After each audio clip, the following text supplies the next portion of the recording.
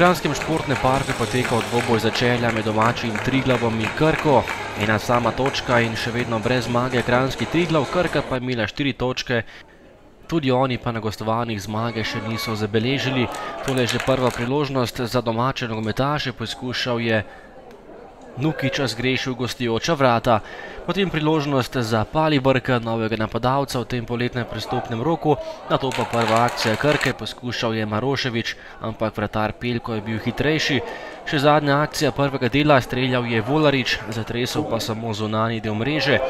V drugem polčasu pa se je začelo dogajati, tole je že prekršek za 11 metrovko.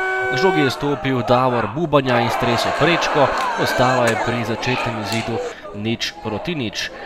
Naslednjo kombinacijo je zaključil Nukič, ki je bil dobro razpoložen, nato pa nova kombinacija Krke, žoga pred vrata in v zadnjem trenutku je izbil kot Lamin Diallo.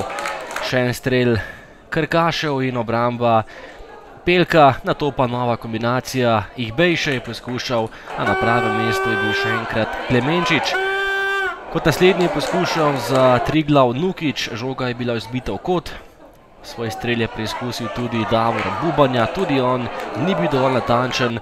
Potem pa še priložnost za Krko, velika priložnost za goste in na koncu je blokirala strel obramba Triglava.